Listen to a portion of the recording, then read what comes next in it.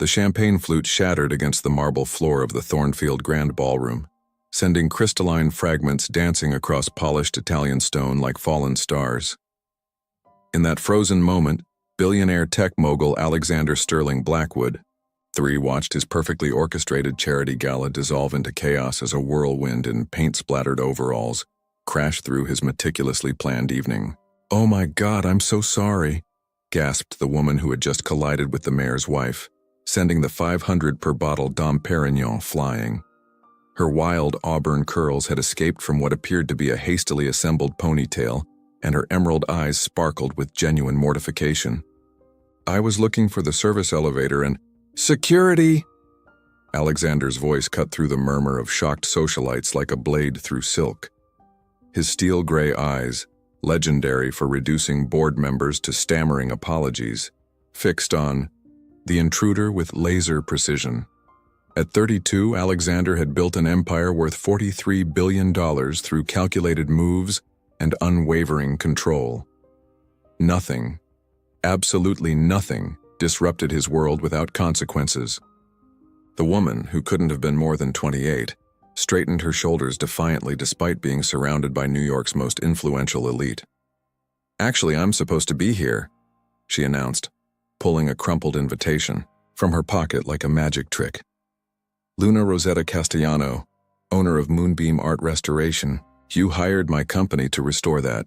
She pointed confidently at the centerpiece of the evening, a 19th century masterpiece worth $12 million. Alexander's personal assistant, the impeccably dressed Margaret Chen, appeared at his elbow with the efficiency of a Swiss watch. "Sir, Ms. Castellano was scheduled for tomorrow morning's installation," she whispered urgently. "There seems to have been a miscommunication with the restoration timeline." The ballroom had fallen into that peculiar silence that only accompanies spectacular disasters. 400 of Manhattan's most powerful individuals watched the drama unfold like spectators at a tennis match. Alexander felt the familiar burn of embarrassment, an emotion he'd spent decades learning to suppress. Luna, seemingly oblivious to the social earthquake she'd triggered, approached the painting with the focused intensity of a surgeon. "The varnish is separating from the canvas in this humidity," she muttered, producing a small magnifying glass from her pocket. "You need climate control adjusted immediately, or you'll have permanent damage within hours." "Excuse me?" Alexander's voice dropped to the dangerous whisper that had made competitors quake. "Are you seriously examining a $12 million painting while dressed like someone who actually works for a living?" Luna's emerald eyes flashed, with a fire that caught Alexander completely off guard. "This Moonlight Serenade by Vivienne Dubois requires specialized care that your decorator clearly doesn't understand. See these micro cracks? Without proper treatment tonight, you'll be looking at a very expensive pile of paint chips by morning." The mayor's wife, still dripping champagne, stepped forward with the authority of someone accustomed to commanding attention. "Alexander, darling, perhaps we should listen to the expert. My grandmother always said you can tell the quality of a person by how they handle their craft." Margaret leaned closer to Alexander, her voice barely audible. "Sir, the painting is indeed showing signs of deterioration. Ms. Castellano's reputation is impeccable. She restored the Whitmore collection last year." Alexander found himself studying Luna with newfound interest. Beneath the paint stains and casual attire, there was something magnetic about her confidence. She moved around the painting with graceful precision, her hands speaking a language of expertise that commanded respect despite her unconventional appearance.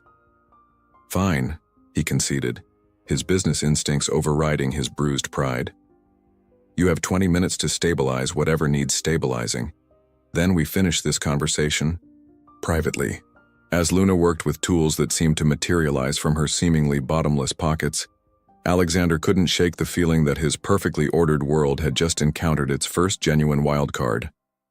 She hummed softly while working, something completely inappropriate for a formal gala, yet somehow perfectly fitting for the woman who had just turned his evening upside down. "There," Luna announced, stepping back with satisfaction. "She'll be safe until proper restoration begins tomorrow, though I'd recommend moving her to a climate-controlled environment within the next 6 hours." The crowd had slowly returned to their conversations, but Alexander noticed how many eyes still followed Luna's every movement. There was something utterly authentic about her that seemed to illuminate the practiced artifice surrounding them. "Ms. Castellano," Alexander said, his voice carrying the weight of destiny, "I believe we need to discuss your unconventional approach to business." Luna tilted her head, studying him with the same intensity she'd applied to the painting. "Mr. Blackwood, I have a feeling this conversation is going to be far more interesting than either of us expects." As the orchestra resumed playing and the evening slowly returned to its scripted elegance, neither Alexander nor Luna realized they were standing at the threshold of a story that would transform them both in ways they never imagined possible. The following morning arrived with the kind of crisp October sunshine that made Manhattan's skyline glitter like a jeweler's display. Luna stood in the marble and glass lobby of Blackwood Tower, 73 floors of architectural ambition reaching toward the clouds, feeling distinctly like Alice tumbling down the rabbit hole. "Mr. Blackwood will see you now," announced a receptionist whose smile seemed surgically perfected. Luna followed her through corridors lined with contemporary art worth more than most people's homes, her worn leather messenger bag looking decidedly out of place against the backdrop of corporate luxury. Alexander's corner office occupied what felt like half the building's top floor. Floor-to-ceiling windows offered a view that reduced Central Park to a green postage stamp far below. He stood silhouetted against this urban kingdom, hands clasped behind his back in a pose that screamed absolute authority. "Ms. Castellano," he turned, and Luna was struck again by those penetrating gray eyes that seemed to catalog every detail. Today he wore a charcoal suit that probably cost more than her monthly rent, tailored to perfection over his lean, athletic frame. "Thank you for coming. Did I have a choice?" Luna settled into the leather chair across from his desk without waiting for an invitation. "Your assistant was quite insistent about this meeting." A ghost of a smile touched Alexander's lips. In his world, people waited to be seated, spoke when spoken to, and certainly didn't challenge his authority within the first 30 seconds. Direct, I like that. It's refreshing in a world full of people who tell me what they think I want to hear. "And what do you want to hear, Mr. Blackwood?" Alexander moved to his desk, pulling out a file that he placed between them like a contract with the devil. "I want to hear you say yes to a proposition that will change both our lives." Luna raised an eyebrow, her fingers instinctively reaching for the small silver locket at her throat, a nervous habit from childhood. "That sounds either incredibly intriguing or incredibly dangerous. Perhaps both." Alexander leaned back in his chair, studying her with the intensity of a chess master, planning his next dozen moves. "I've spent the night researching you, Ms. Castellano. Graduated summa cum laude from Columbia with degrees in art history and chemistry.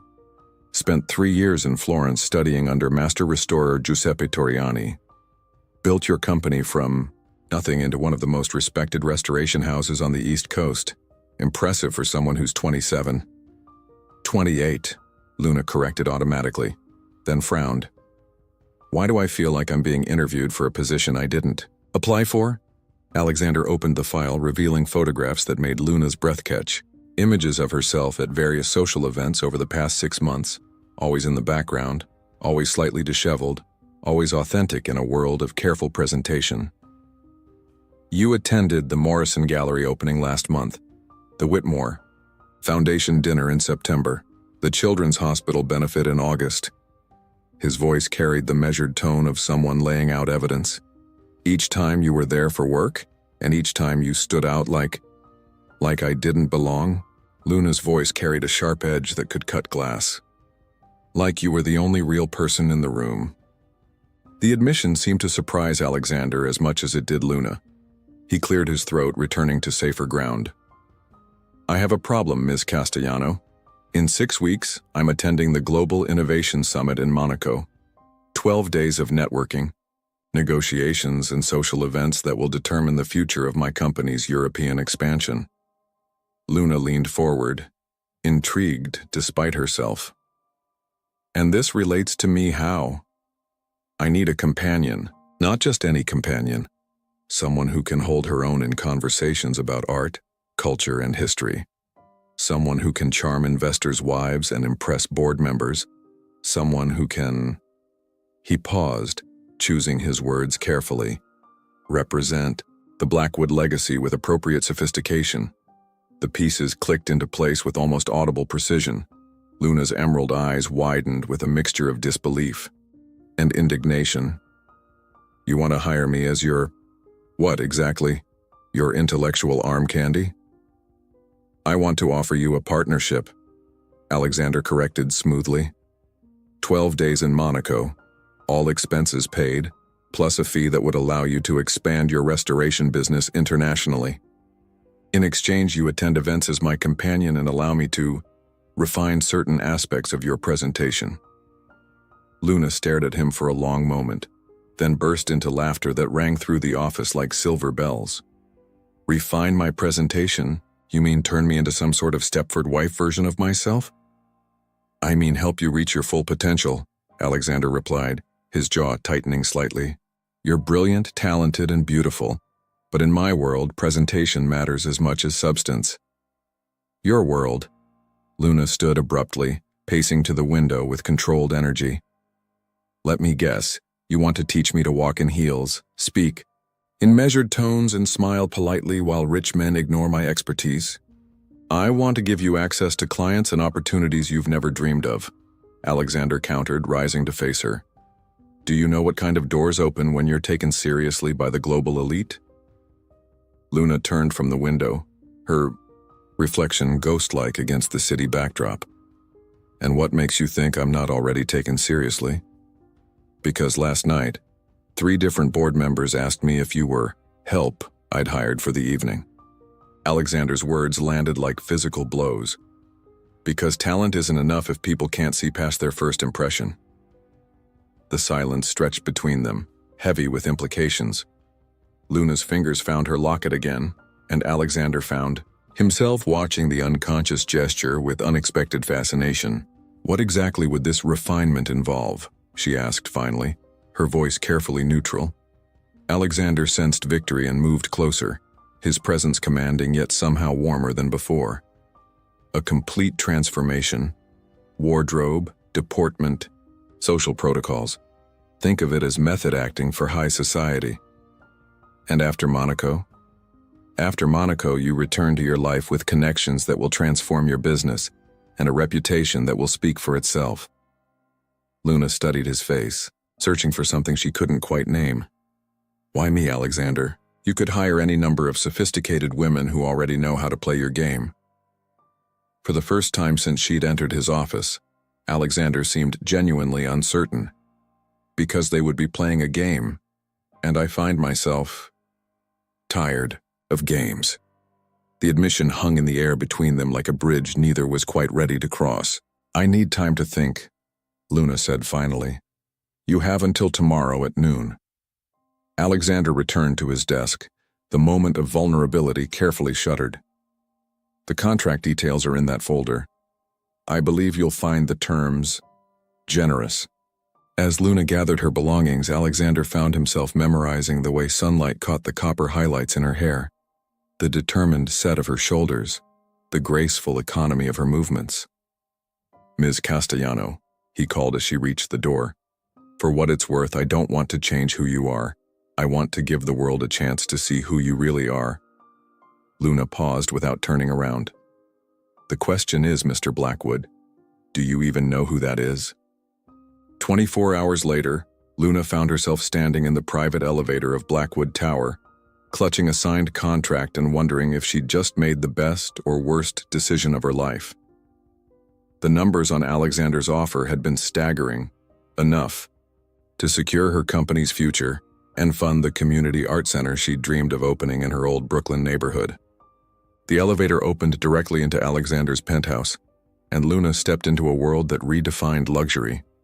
Floor-to-ceiling windows wrapped around the space like a crystal cocoon, offering panoramic views of Manhattan that made her feel suspended between earth and sky.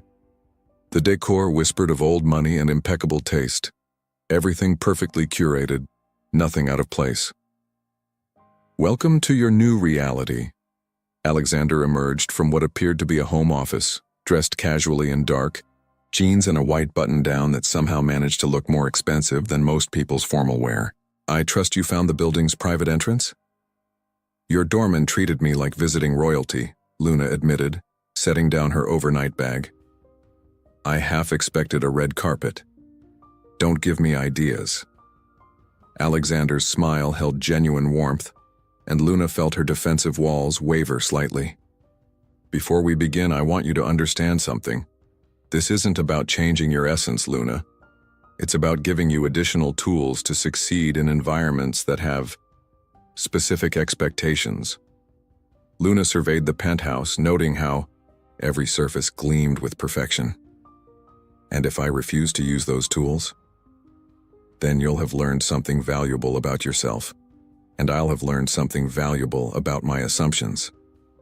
Alexander moved to a sleek bar cart, pouring 2 glasses of what looked like expensive wine. "Either way, we both win." He handed her a glass, their fingers brushing in the exchange.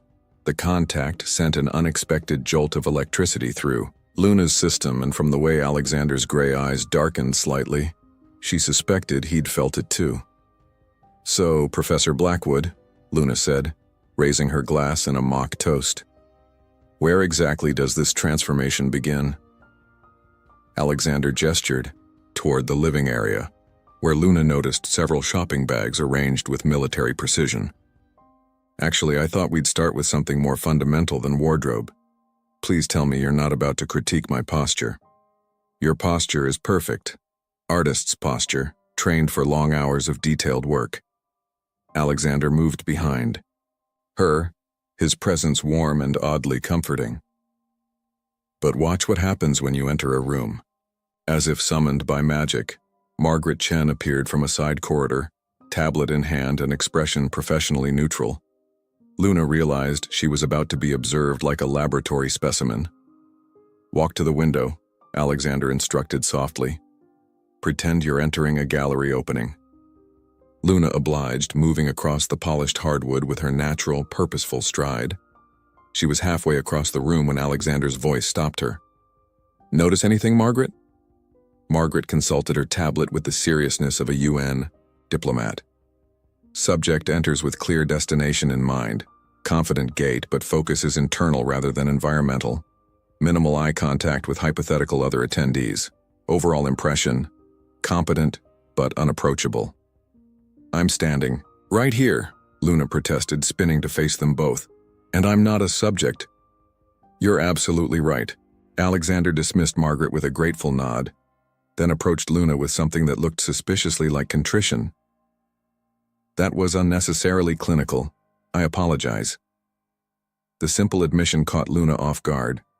In her experience, powerful men rarely apologized for anything, let alone acknowledged their mistakes so readily. "Try this instead," Alexander continued, moving to stand beside her. "Imagine you're not just entering a room. You're entering a conversation that's been waiting for you to arrive." "That's very philosophical for a business lesson. Humor me." Alexander's voice dropped to that low register that seemed to bypass Luna's rational mind and speak directly to her nerves. "When you walk into a space, you're not just moving through it, you're claiming it. You belong everywhere you choose to be." This time, when Luna moved across the room, something was different. She found herself making eye contact with invisible guests, pausing to acknowledge imaginary conversations, moving with the confidence of someone who expected to be welcomed rather than merely tolerated. "Better?" she asked, turning back to find Alexander watching her with an expression she couldn't quite read. "Remarkable," he said quietly. "You're a natural performer when you stop thinking about the performance." Heat crept up Luna's neck at the compliment, and she found herself genuinely curious about what else he might teach her. "What's next? Dining etiquette? Small talk about the weather?" Alexander laughed, the sound rich and genuine.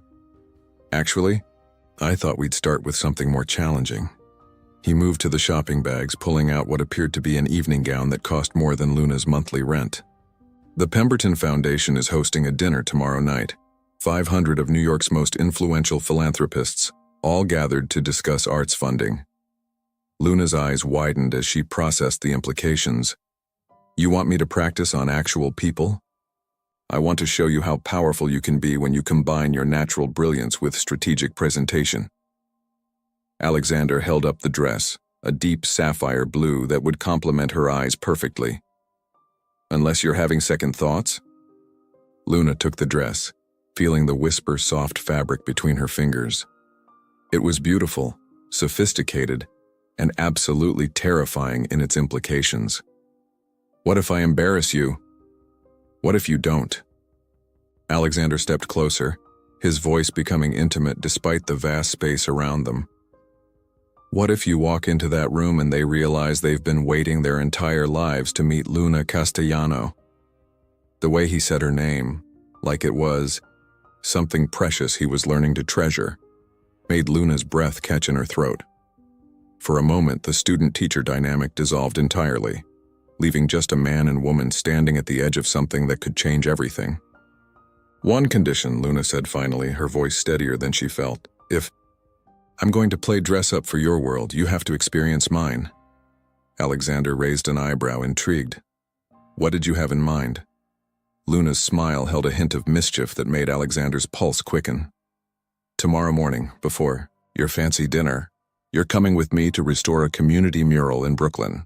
Paint-stained clothes, subway rides, and all." "Deal," Alexander agreed without hesitation, extending his hand to shake on it.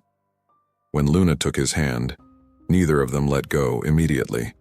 The moment stretched between them, heavy with possibility, and the promise of discoveries yet to come.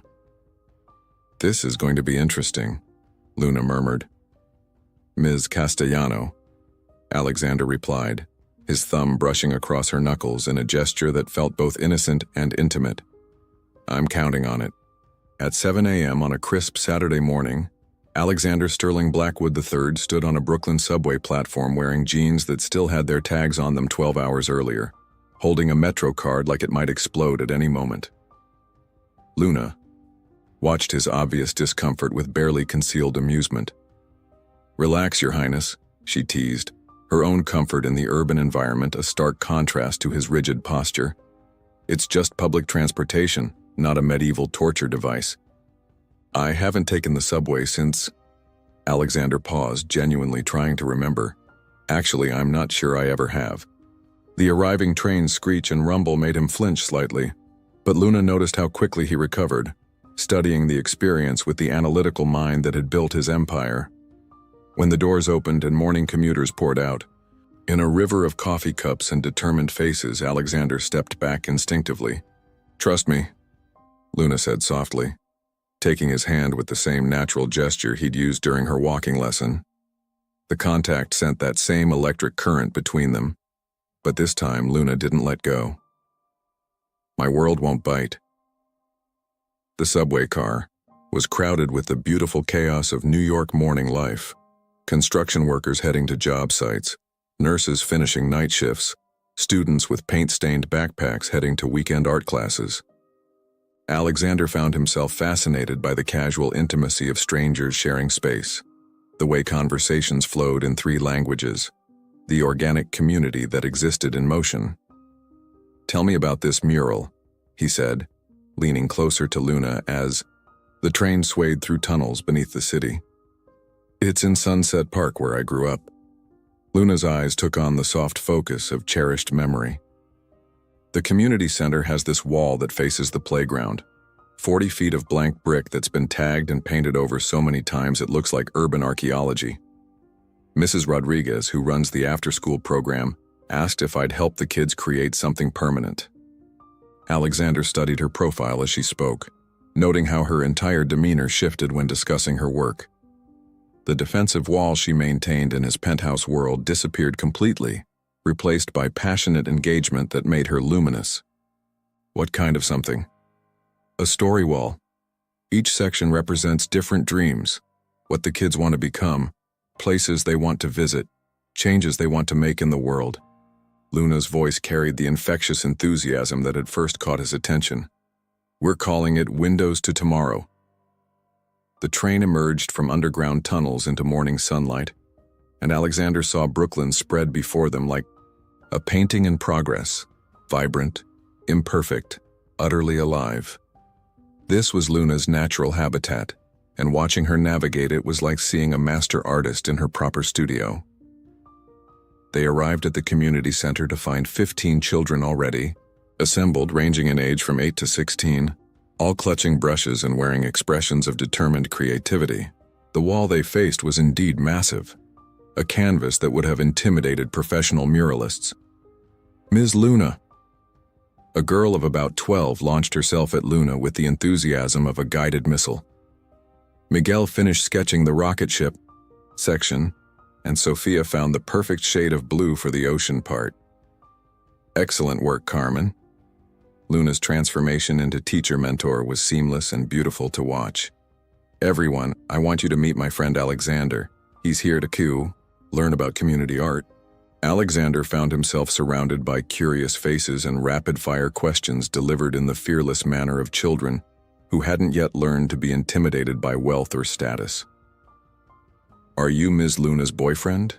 asked a boy who couldn't have been older than 10, causing Alexander to nearly choke on the coffee Luna had bought him from a corner bodega.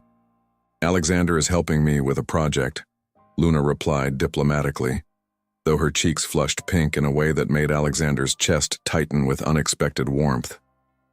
"Can you paint?" This from a teenage girl who was clearly the group's skeptic, eyeing Alexander's pristine clothes with obvious doubt.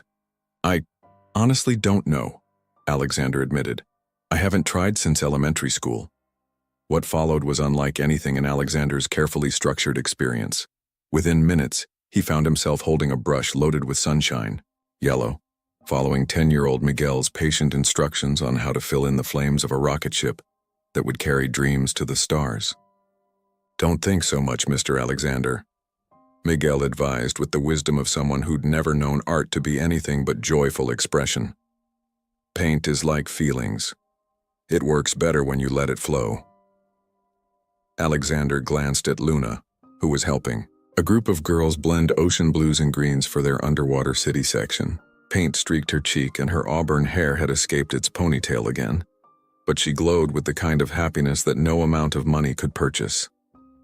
"She's different here," observed Carmen, appearing at Alexander's elbow with the stealth of a miniature ninja. "More like herself, you know. In fancy places, grown-ups sometimes forget how to be real." The child's insight hit Alexander with unexpected force. He was watching Luna in her authentic element, not performing or adapting, but simply being the extraordinary woman who saw potential in blank walls and believed that beauty could transform communities. "Carmen," he said carefully, continuing, "to paint while processing this revelation, what makes someone real? When they care more about making things better than looking good doing it," Carmen replied without hesitation. "Ms. Luna taught us that. She says art isn't about being perfect, it's about being brave enough to show what matters to you." By noon, the wall had transformed into a kaleidoscope of dreams rendered in brilliant color. Alexander's rocket ship, flames flickered with surprising life, and he discovered muscles he'd forgotten existed from hours of reaching and stretching and creating something with his own hands. "Not bad for a beginner," Luna said, appearing beside him as they stepped back to admire the collective masterpiece. "Though you've got paint in your hair." "You've got paint everywhere," Alexander replied, noting the rainbow of colors decorating her clothes, hands, and face.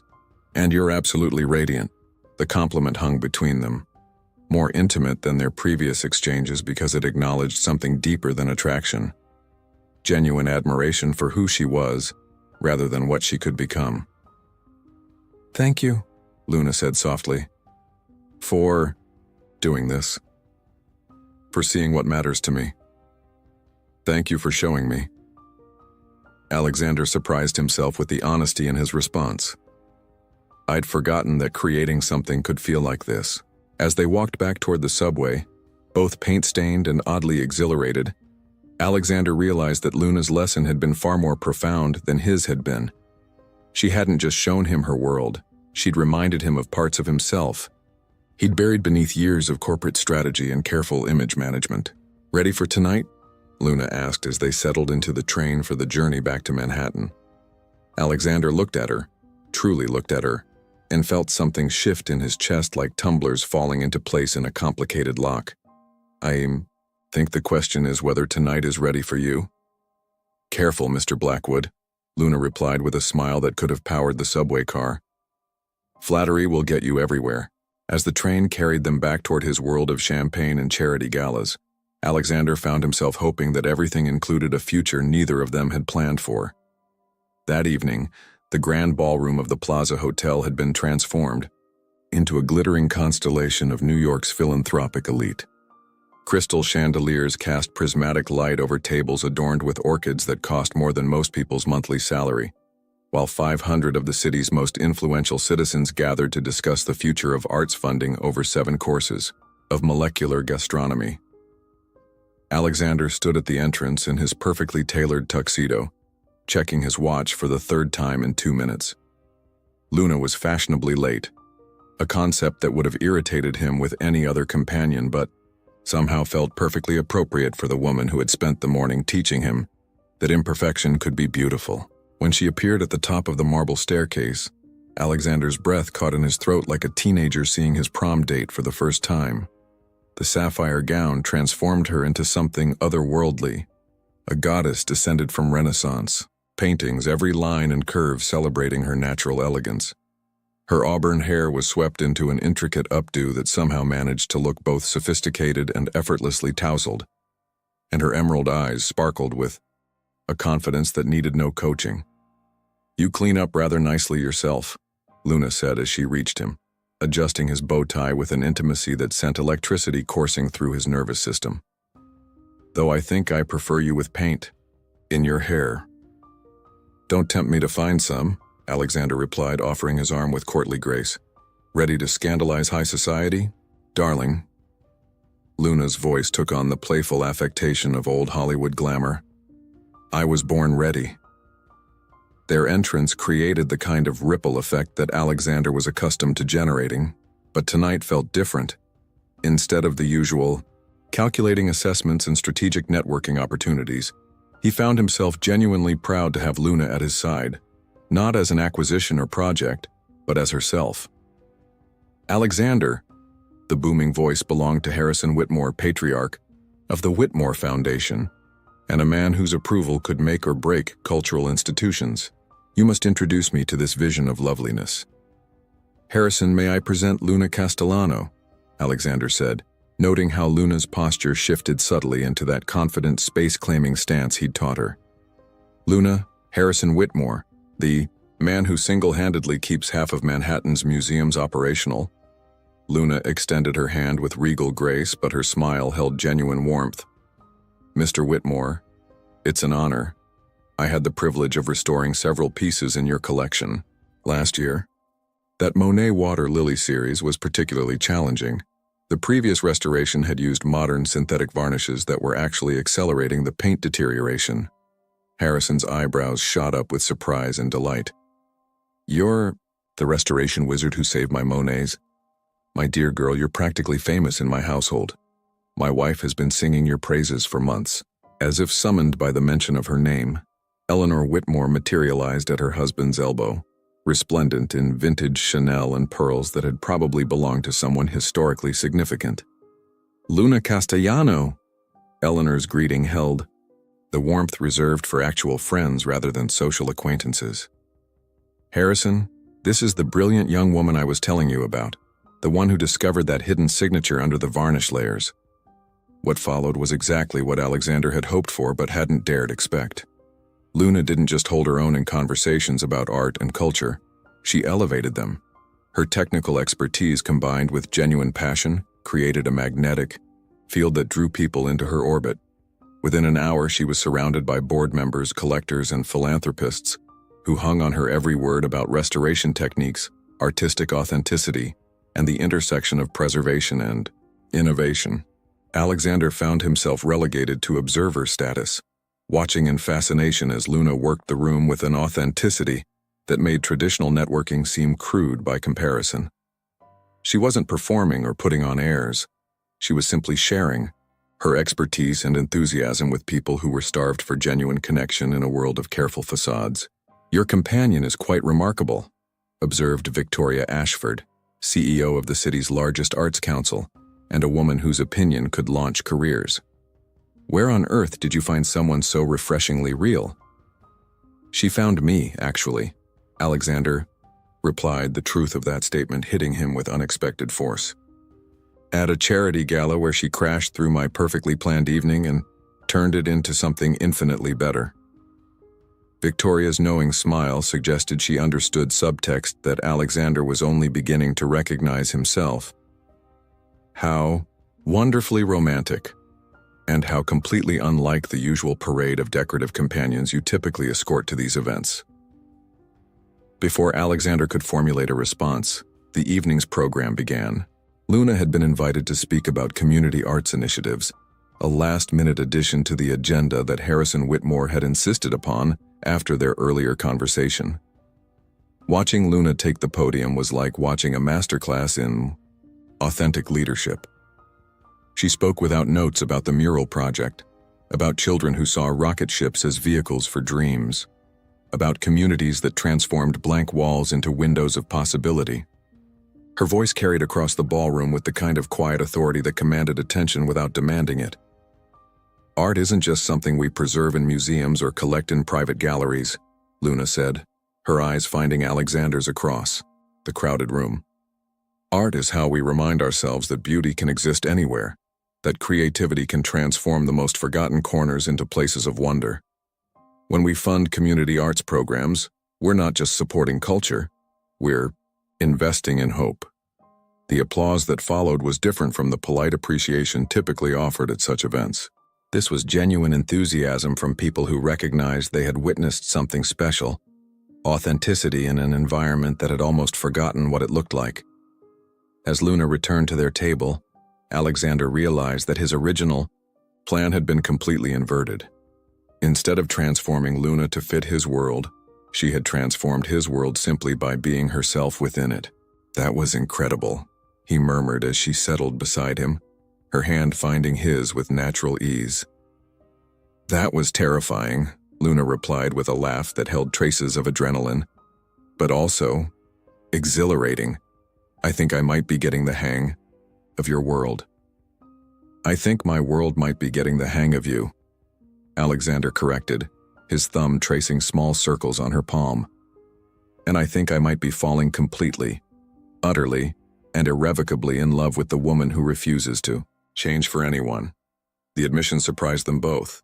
Luna's eyes widened with wonder and something that looked suspiciously like reciprocal affection, while Alexander felt the terrifying liberation that comes with speaking absolute truth.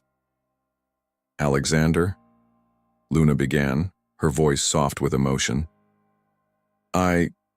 Ladies and gentlemen, Harrison Whitmore's voice boomed across the ballroom, interrupting the moment with the timing of a cosmic joke. I'm delighted to announce that this evening's presentations have inspired unprecedented pledges for community arts funding. Thanks to speakers like Ms. Castellano, we've raised over $2 million for programs that will transform lives through creative expression. The ballroom erupted in celebration, but Alexander and Luna remained locked in their private moment, hands entwined and hearts balanced on the edge of something that would change everything. To be continued? Luna asked with a smile that promised adventures neither of them could yet imagine. Absolutely, Alexander replied, lifting their joined hands to brush a kiss across her knuckles. This is just the beginning. 6 weeks later, the Mediterranean sun painted the Monaco harbor in shades of gold and azure that would have made the old masters weep with envy. Luna stood on the terrace of the Hotel Hermitage, watching super yachts bob like expensive toys in the crystal-clear water, feeling like she'd stepped into a fairy tale that somehow belonged to her real life. The Global Innovation Summit had exceeded every expectation. 3 days of presentations, negotiations, and networking events had established Luna as an unexpected force in the international art world. Her proposal for a global community arts exchange program had attracted investors from 12 countries and promises of funding that would transform her wildest dreams into achievable reality. But more importantly, she and Alexander had discovered something neither had planned for, a partnership that transcended their original agreement and ventured into territory that felt both thrilling and terrifying. "Penny, for your thoughts?" Alexander's voice came from behind her, warm with the contentment that had characterized him throughout their Monaco adventure. He'd shed his usual armor of corporate precision, trading tailored suits for linen shirts and allowing himself to laugh with the kind of abandonment Luna had previously only glimpsed in fleeting moments. "Just thinking about how strange life can be," Luna replied, not turning around but smiling as she felt him move to stand behind her, his arms encircling her waist with familiar intimacy. "6 weeks ago, I was a small business owner from Brooklyn who crashed your charity gala. Now I'm standing in Monaco with offers to expand internationally and a man who—" She paused, suddenly uncertain. "A man who what?" Alexander's voice held gentle encouragement mixed with something that sounded suspiciously like nervous anticipation. Luna turned in his arms, studying the face that had become as essential to her happiness as morning coffee or the smell of oil, paints. The sharp edges of corporate ambition had softened into something more human, more accessible, infinitely more appealing. "A man who started out trying to change me and ended up changing everything I thought I knew about myself," she said softly, "including the fact that I might be falling in love with someone from a completely different world." Alexander's smile could have powered the entire French Riviera. "Might be? Okay, definitely am," Luna corrected with a laugh that held traces of wonder. "Hopelessly, completely, probably unwisely in love with a billionaire who taught me to claim space in rooms I never thought I belonged in." "For the record," Alexander said, his hands framing her face with tenderness that made her heart skip entire beats, "I never wanted to change you. I wanted to give the world permission to see what I saw from the moment you crashed through my life like a beautiful hurricane. Their kiss tasted like champagne and possibility, like morning coffee and late-night conversations that had revealed souls they'd kept hidden from everyone else. When they finally broke apart, both were breathing like they'd run marathons toward this moment. There's something I need to tell you," Alexander said, his expression shifting to something more serious. "About the original proposition, about Monaco, about all of this." Luna felt a flutter of anxiety in her chest. "Please don't tell me this was all some elaborate business arrangement that I've completely misunderstood." "No," Alexander said quickly, then reconsidered. "Actually, yes and no. Luna, the truth is that I've been attending these summit events for 5 years. I've closed deals worth billions, expanded into dozens of international markets, and built a reputation that opens doors on every continent." "Okay," Luna said slowly, not sure where this revelation was heading. "But I've never enjoyed a single moment of it until this week," Alexander continued, his voice gaining strength and certainty. "I've never laughed during a business dinner or looked forward to networking events or felt like I was exactly where I belonged until I started seeing it all through your eyes." Luna studied his face, recognizing the vulnerability that had drawn her to him from their first real conversation. "What are you saying, Alexander?" "I'm saying that somewhere between trying to teach you to fit into my world and learning to see yours, I realized that the problem was never that you didn't belong in my life." Alexander's hands found hers, holding them like anchors in an uncertain sea. "The problem was that I had built a life that had no room for the things that actually matter. Such as authenticity, such as creating things that bring joy instead of just accumulating things that impress people, such as communities that support each other instead of competitors who only care about winning." Alexander's smile held traces of the boy who had painted rocket ship flames with 10-year-old Miguel. "Such as love that transforms rather than love that tries to control." Luna felt tears prick her eyes, not sad tears but the kind that come when something beautiful exceeds your capacity to contain it. "Alexander Blackwood, are you saying you want to change your world instead of changing me?" "I'm saying I want to build a world with you," Alexander replied, his voice steady with conviction. "One where community art projects matter as much as board meetings, where authenticity is valued more than image management, where two people from completely different backgrounds can create something neither could have imagined alone." Before Luna could respond, Alexander was kneeling on the Monaco terrace, producing a ring box that seemed to have materialized from the Mediterranean breeze itself. "Luna Rosetta Castellano," he said, his voice carrying across the water like a prayer. "Will you marry me? Not because I want to transform you into someone else, but because you've already transformed me into someone I actually like being." Yakur. Ring was perfect. Not the massive diamond that might have been expected, but a vintage emerald surrounded by delicate sapphires, clearly chosen for its artistic beauty rather than its ability to impress others. "Yes," Luna said, the word emerging like laughter and tears and pure joy combined into sound. "Yes, but only if you promise me something." "Anything," Alexander replied without hesitation. "Promise me we'll paint murals with kids in Brooklyn and attend charity galas in Manhattan. Promise me we'll travel the world looking at art and create scholarships for young artists who need chances they might not otherwise get. Promise me we'll build something together that matters more than either of us could accomplish alone." "I promise," Alexander said, slipping the ring onto her finger with ceremony that felt both intimate and momentous. "Though I have to warn you, marrying me means you'll be stuck with someone who's still learning how to be real instead of just successful."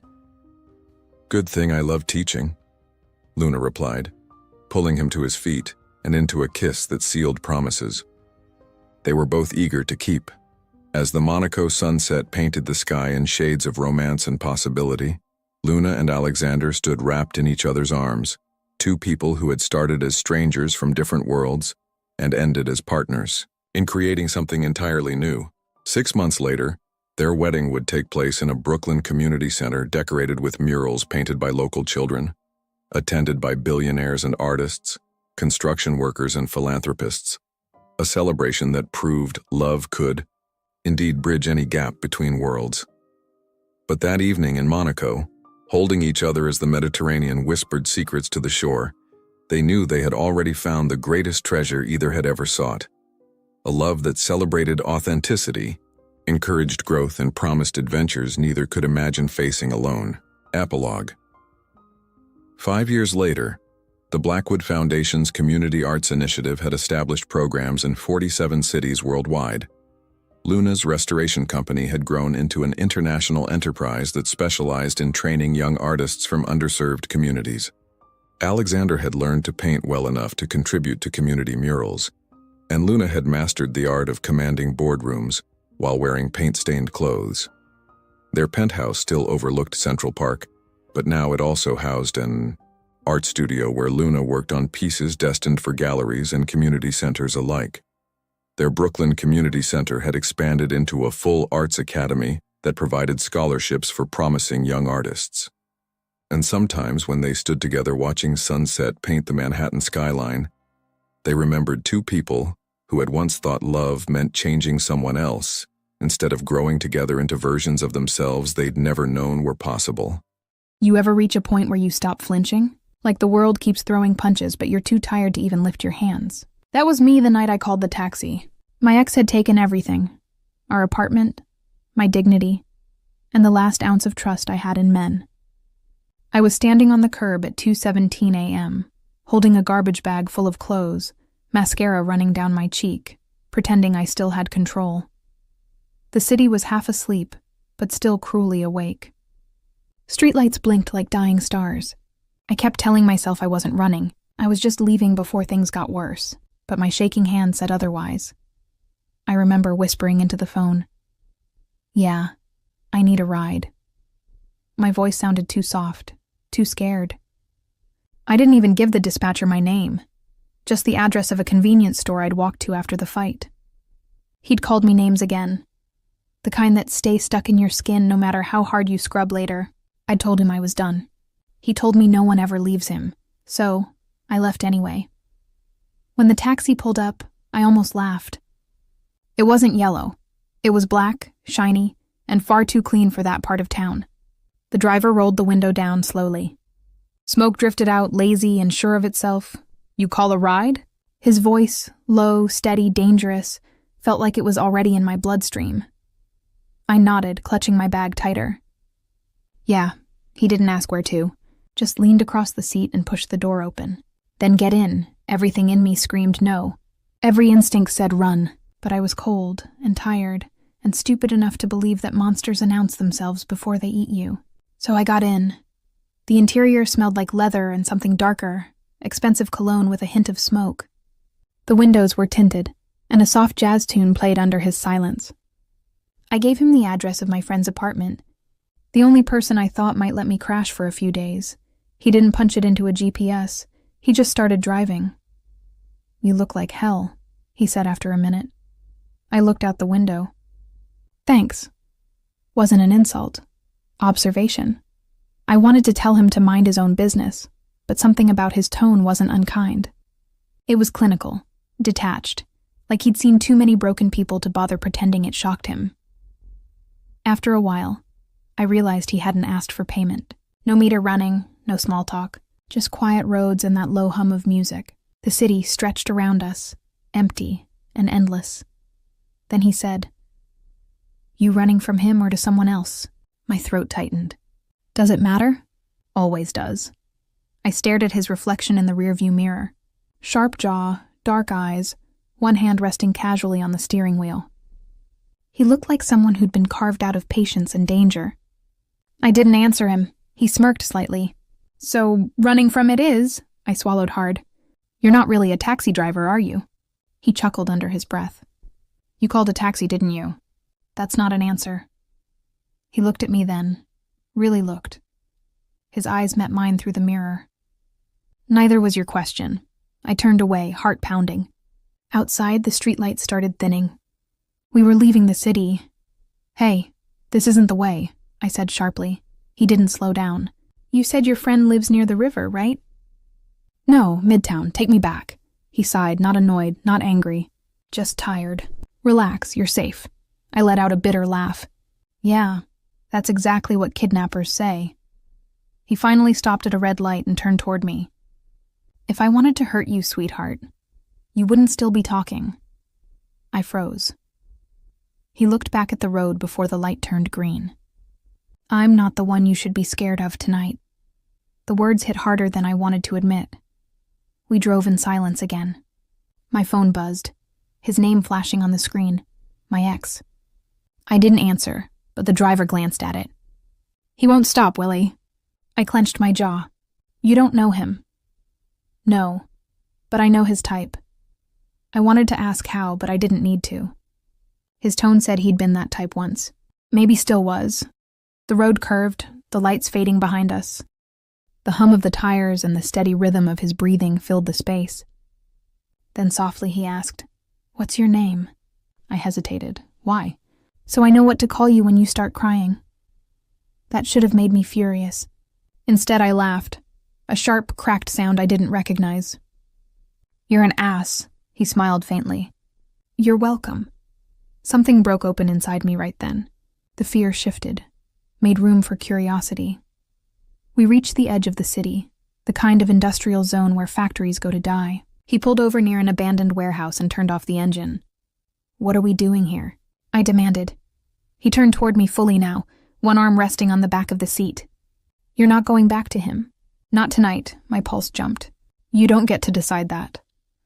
"I do if he's waiting for you at your friend's place." I blinked. "How would you know that?"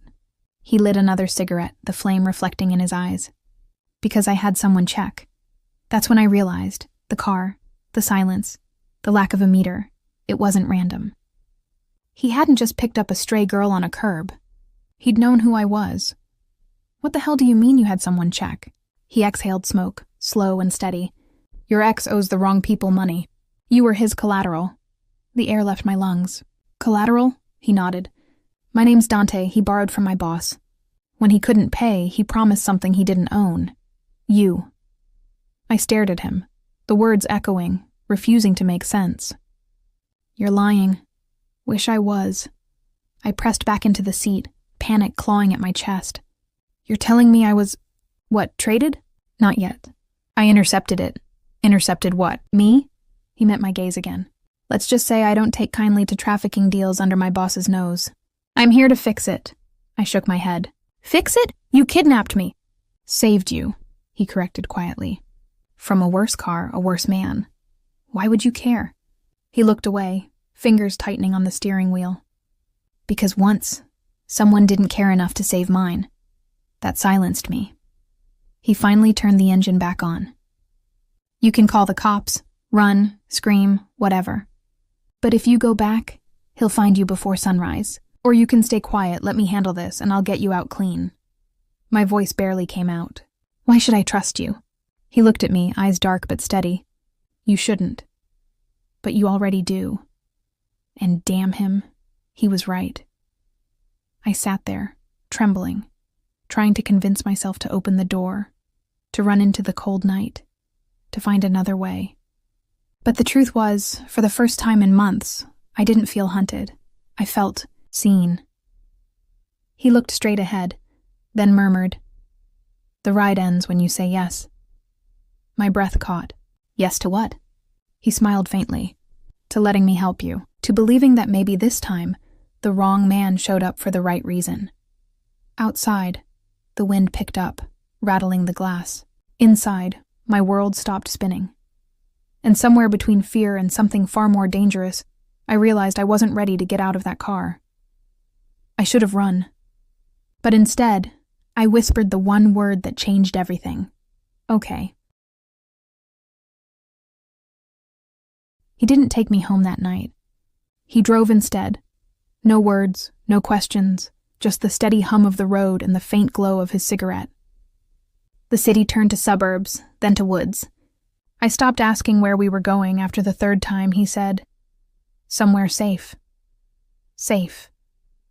That word used to mean a locked door and silence. Now it meant sitting next to a man who might have killed someone, who said my name like it was a promise instead of a threat. We pulled up to a gated property around dawn. High walls, cameras, a long driveway that looked like it swallowed secrets for breakfast. "This doesn't look safe," I muttered. "Depends who's looking," he said, stepping out and opening my door. "You're with me." That's safe enough. Inside, the house was all glass and steel. Every sound echoed. I caught my reflection in one of the tall windows. Eyes swollen, hair a mess, wearing a hoodie 2 sizes too big. I looked like someone who'd just lost her old life and hadn't decided if she wanted a new one. He disappeared into another room for a few minutes. When he came back, he handed me a mug of coffee. "Drink. You look like you're about to faint." I wrapped my hands around it like it was the only warm thing in the world. "You live here alone?" He nodded once. "Mostly. What does that mean?" He sat down across from me, leaned back in his chair. "Means I don't bring people here, ever." That word, ever, hit harder than it should have. We sat in silence for a while. The caffeine burned my throat, my heartbeat finally slowing. Then I said it. "You said my ex sold me." He didn't flinch. "Offered you, yes. He thought my boss would take you as payment." I stared at him. "That's not something you say like it's a weather report." I didn't say it lightly. "Then why did you stop it? Why get involved?" His jaw tightened. "Because I've watched this business swallow enough innocent people. I don't like seeing it happen again. You're part of it." I was. Was? His eyes met mine. "Still cleaning the blood off my hands, if that's what you're asking." I didn't know what to say to that. He didn't sound proud. He sounded tired. He stood, walked toward the window, and added, "You can stay here until I figure out how to cut your name out of his debt file. Then you can disappear. Start over. And if your boss finds out," he gave a crooked half smile, "then I disappear first." For some reason, that hurt to hear. The next few days blurred together. He left early, came back late. I didn't ask what he did, and he didn't offer. But there were moments, tiny ones, that cracked through his armor. One morning, I found him in the kitchen, sleeves rolled up, trying to fix the ancient coffee machine. He swore under his breath when it sparked, and I couldn't help laughing. He looked up, startled, then grinned. "Guess you're not scared of me anymore." "I'm not sure what I am," I said softly. He leaned against the counter, watching me. "You ever thought about what you really want? Not what people left you, not what you're running from." No one's ever asked me that before. I just did. I thought about it. I want peace. The kind that doesn't feel like waiting for something bad to happen. He nodded like he understood. That's harder to find than love. Do you have it? Peace? He smiled faintly. No, just distractions. For a heartbeat, neither of us moved. His eyes were darker in daylight, like ink over scars. I should have looked away. I didn't. Later that week, everything shifted. I woke in the middle of the night to the sound of voices, muffled, sharp. Dante was in the hallway, speaking low into his phone. I told you she's not part of this. I'm handling it. Pause. No, you don't touch her. My stomach dropped. I didn't hear the rest. I just knew that his world was reaching for me again. When he hung up, I stepped into the light. Who was that? He froze. Didn't I tell you to stay in your room? I'm not a prisoner. He sighed, rubbing his face. No, you're a liability. That stung. So I'm just some problem you're trying to fix? He looked at me like he regretted every word. You don't understand? Then make me. His voice lowered. That was my boss. He knows you're here. The air went cold. He's sending someone to confirm it, Dante said quietly. After that, I don't know what happens. So I'm dead weight.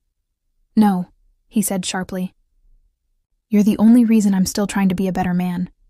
It was too much, too fast. I turned away, heart pounding. You should have let me run that night. He grabbed my wrist. Not hard, just enough to stop me. You think I haven't thought about it? Every damn day? His grip softened. You don't know what it's like to want something good so bad it scares you. I do, I whispered. I just never thought I'd find it sitting next to a man like you. The silence between us cracked open like thunder. He let go first. The next morning I packed my bag. I couldn't stay, not if being here meant he'd get hurt. But when I reached the door, he was already there, blocking the way. You walk out now, and you won't make it 2 blocks. Then come with me. His laugh was short and bitter. You don't get it. Men like me don't get to leave clean. Then don't stay dirty.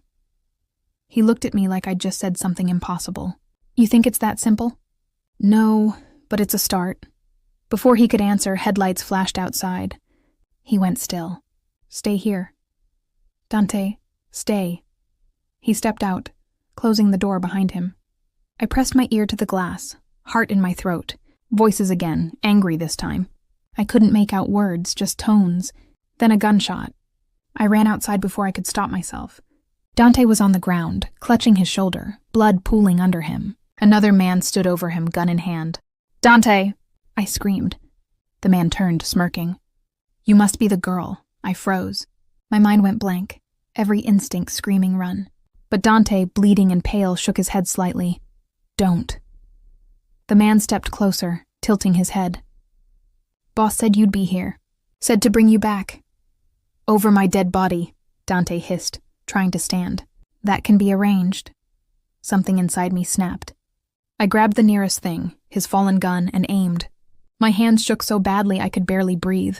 Put it down, sweetheart, the man sneered. You're not built for this. Maybe I wasn't. But when he took one step closer, I fired. The sound was deafening. The man dropped. The world went silent except for Dante's ragged breathing. I dropped the gun, ran to him, pressing my hands against the wound. You're okay. Just stay with me. He smiled weakly. Didn't think you'd shoot. Neither did I. He laughed, coughed, winced. Guess you're full of surprises. I tore a strip from my shirt, pressing it harder to stop the bleeding. We need to get you help. He shook his head. No hospitals. Then what? His hand found mine. Basement. There's a med kit. I dragged him back inside, every step leaving blood behind. My hands wouldn't stop shaking. He directed me through gritted teeth, how to clean the wound, how to stitch it. My stomach churned, but I did it. When it was over, he leaned back, pale but alive. You saved my life. You saved mine first. He laughed softly. Guess we're even. I didn't realize I was crying until he reached up and brushed a tear off my cheek with his thumb. Don't cry, sweetheart. You did good. I shook my head. You shouldn't have had to protect me. I wanted to. Silence. The kind that hurts to break.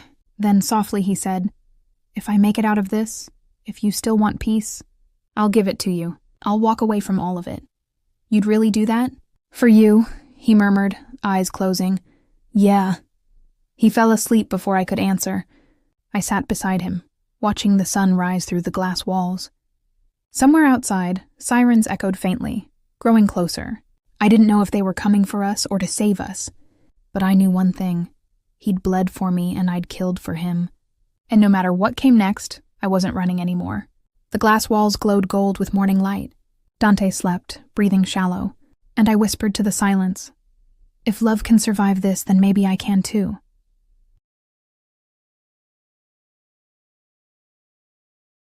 He didn't die. That's the first mercy this story gave me. He woke up 2 days later, pale and angry and stubbornly alive. I was still sitting there half-starved, sleepless, terrified of what came next.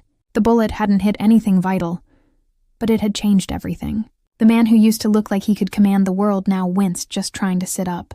I didn't know how to care for someone like him, someone who'd built his whole life on control. But I tried. He didn't talk much. When he did, it was in short, careful sentences. Eat. Sleep. You need rest. He spoke to me like I was the fragile one, even though he was the one bleeding through bandages. I wanted to hate him for that, but I couldn't. On the third morning, I found him outside on the porch, leaning against the railing, a blanket around his shoulders. The air was cold, the kind that made your lungs ache when you breathed too deeply. "You should be inside," I said. He didn't turn. Been inside my whole life. Just didn't realize it until now. I joined him, silent for a while. The woods were quiet, except for the wind and the faint hum of some faraway road. It felt unreal, like the world had forgotten about us for a moment. Then he said, "They're coming for me." My heart dropped. "Who?" He looked at me finally, eyes dull with exhaustion. "My own people. The ones who think I went soft. They'll clean the mess. Tie up loose ends." I swallowed hard, and I'm one of those loose ends. "Not if I can help it." Something in his voice broke then. Not the calm, not the danger, something smaller. Regret, maybe. I stepped closer. "You don't have to do this alone." He smiled, bitter and small. "You shouldn't still be here, you know. Normal people run when they see blood. Maybe I'm not normal." He turned his head toward me, studied my face like he was memorizing it. "You deserve normal." I almost laughed. "Normal never saved me." "You did." For a long time, neither of us spoke. Then he said, "If I tell you to go tonight, you go. Promise me." I shook my head. "No, I'm serious. So am I." His jaw tightened. "You think I'm being noble?" "I'm not. I'm being realistic. They'll find this place. Then we leave first." He looked at me like I'd said something both brave and stupid. "You think I can run with this shoulder? Then I'll drive." He sighed, the sound heavy and quiet. "You really don't listen, do you?" "No," I said softly. "I learned that from you." He didn't argue again. That night, he sat by the fire, staring at the flames like they owed him answers. His face was half lit, half shadow, that strange mix of danger and safety that defined him. "I keep thinking," he said quietly, "if I hadn't stopped that car, if I'd let you get into the next one instead, I'd be dead." He looked at me. "You don't know that. I do." He nodded once. "Maybe that's why I stopped." The silence stretched again, thick and fragile. Then he said, "You remember when I told you the ride ends when you say yes?" I nodded. He leaned forward. "You never said it." "Yes to what?" "To me." My chest tightened. "You said the ride ends when I say yes." He smiled faintly. "Maybe I didn't want it to end." I didn't answer. I couldn't. Later, after he'd fallen asleep, I sat awake listening to the wind against the glass. Every creak of the house sounded like footsteps. Every shadow outside looked like a man with a gun. At some point, I drifted off. When I woke, the house was empty. His bed, the couch, the porch, nothing. Only a note on the table, written in his crooked scrawl. "Don't look for me. If I don't come back, that's the point. Live." I read it once, then again, and then I tore it in half. I wasn't going to let him vanish into the dark for my sake. I'd already buried too many ghosts. By the time I found him, it was dawn again. He was standing at the end of the driveway, arguing with 2 men in black coats. I didn't hear the words, just the tone, controlled, final. One of them lifted a gun. I didn't think. I just drove the car straight toward them, tires screaming against gravel. They jumped back, and Dante turned, eyes wide. "Get in," I shouted. He hesitated, then limped around the car and climbed in.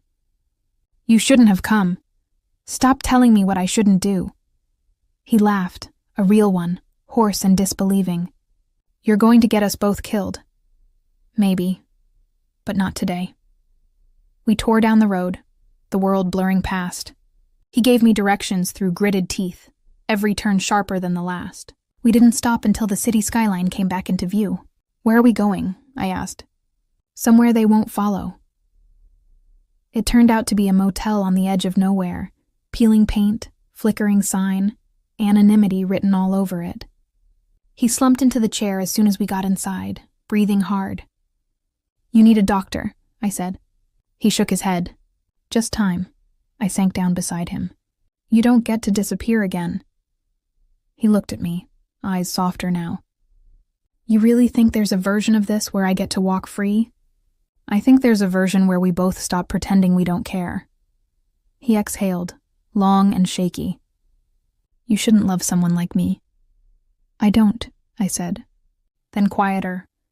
"I just can't stop." He smiled at that, small, sad, beautiful. We stayed in that motel for days. The world shrank to bad coffee, whispered arguments, and the sound of his slow recovery. He told me pieces of his past in fragments, how he'd joined the mafia young, how power rotted him from the inside out, how one wrong deal turned into a lifetime sentence. When he finally said, "I'm done with that life," I believed him. But walking away from that world isn't a choice. It's a war. The night they came for us, it wasn't guns or shouting. It was quiet. The door creaked open, the lights cut out, and shadows filled the room. Dante grabbed me, shoved me behind the bed, and fired twice. 2 thuds. Then silence. When I looked up, his hands were shaking. "They won't stop," he whispered. "Not until I'm gone." "Then we run again." He shook his head. "I'm done running." I didn't understand until I saw the grenade pin on the floor. He'd pulled it from one of their vests. "Dante, no." He turned to me, calm. "You wanted peace, remember? Let me give you that." I lunged for him, grabbing his arm. "Don't you dare." He smiled, that same faint smirk from the night we met. "You said yes." I could barely see through the tears. "Not to this." He kissed my forehead, so gentle it broke me. "Then live enough for both of us." I don't remember the explosion. Just light, heat, silence. When I woke, I was in a hospital miles away, bruised, broken, but alive. The nurse said a man had dragged me to the highway before the blast. They found no trace of him. For weeks, I refused to believe he was gone. I searched every paper, every whisper. Nothing. Just smoke and memory. Then, months later, I found a small envelope under my apartment door. No return address. Inside, one photo. Dante standing in sunlight, scar across his jaw, alive. On the back, 4 words in his handwriting. "The ride never ends." I sat there for hours, crying until I laughed, laughing until I cried again. Because maybe that was his peace. Not a clean escape, but a choice to live, just quietly.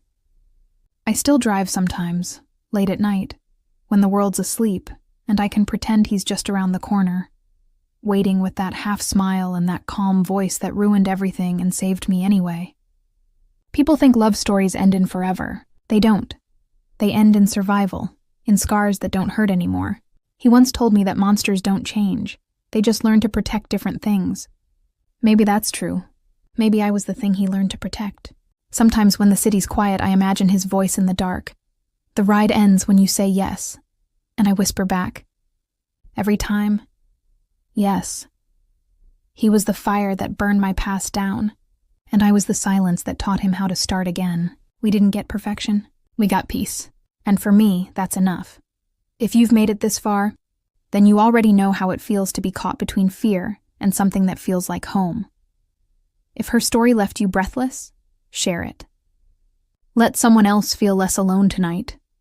Subscribe for more confessions whispered in the dark, more stories about love that almost destroyed us, and the kind that saved what was left. Because sometimes, survival is the love story.